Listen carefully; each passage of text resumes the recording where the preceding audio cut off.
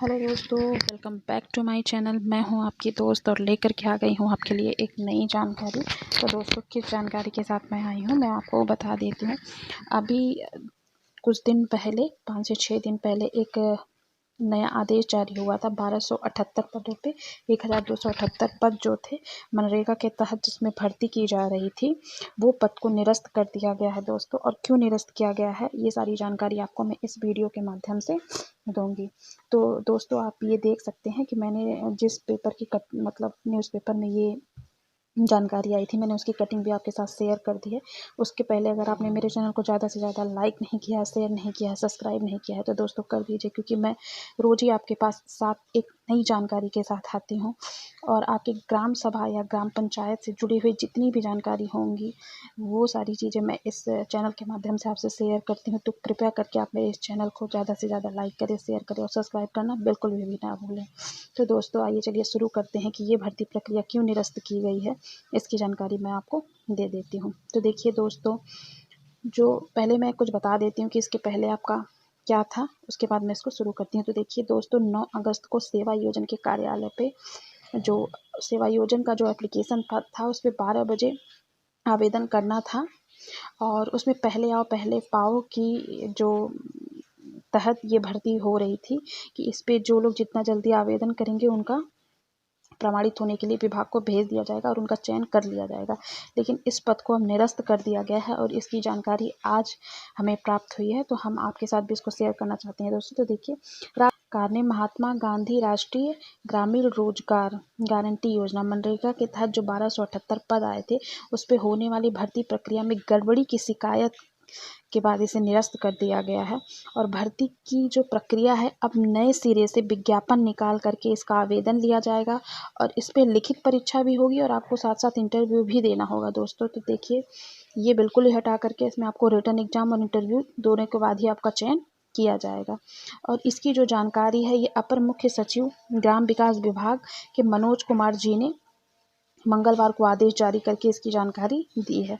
इसमें देखिए दोस्तों, कहा गया है कि इन पदों को भरने के लिए प्रकाशित जो विज्ञापन होगा, इसके आधार पर ही शुरू की गई कार्रवाई निरस्त की जाती है। तो देखिए, विज्ञापन इसका ये निकाल दिया गया है और इसको निरस्त करने की कार्रवाई जो है वो भी शुरू कर दी गई है। इसके लिए नए सिरे से विज्ञापन प्रकाशित किया जाएगा। जो हमारा ये 1278 पदों पर जो भर्ती होगी, इसके लिए अब नए सिरे से एक विज्ञापन जो होगा वो प्रकाशित किया जाएगा।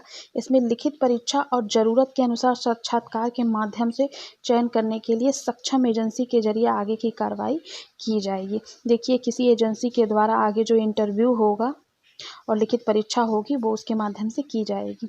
सेवा योजन पोर्टल पर आवेदन 9 अगस्त को प्रातः 12 बजे से प्राप्त किया जाना था, लेकिन सेवा योजन पोर्टल पर पूरे दिन आवेदन करना संभव नहीं हो सका था, जहां एक तरफ सर्वर नहीं चल रहा था। तो दोस्तों देखिए, 12 बजे आपको 9 अगस्त को उस पर आवेदन करना था। कुछ लोगों ने उस पर आवेदन किया था, लेकिन पूरे दिन सर्वर नहीं चल रहा था और इसकी वजह से बहुत से लोग आवेदन नहीं कर पाए।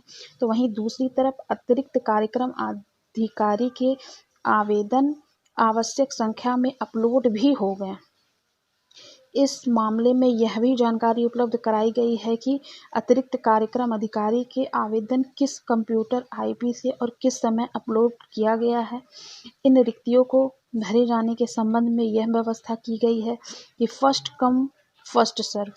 रिक्तियों के सापेक्ष 3 गुना आवेदन होने पर पोर्टल स्वतः ही बंद हो जाना था। इस पे मान लीजिए जैसे कि हर जिले से 3 लोगों का होना था, तो जैसे ही इस पे 3 गुना यानी कि 9 लोगों ने जैसे ही इस पे आवेदन किया, वो पोर्टल को खुद ब खुद बंद हो जाना था और पहले आओ पहले पाओ की तर्ज पे ही ये भर्ती की जा रही थी दोस्तों।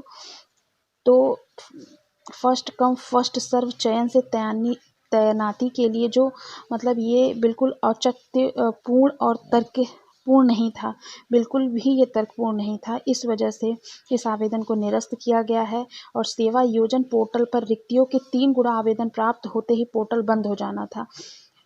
बंद हो जाना भी न्यायोचित नहीं था। इसलिए न्यायोचित नहीं था कि देखिए, जितने भी अगर हमारे प्रदेश में नागरिक रह रहे हैं, उन सभी का अधिकार है जॉब के लिए आवेदन करना और फिर सिलेक्शन होना या नहीं होना।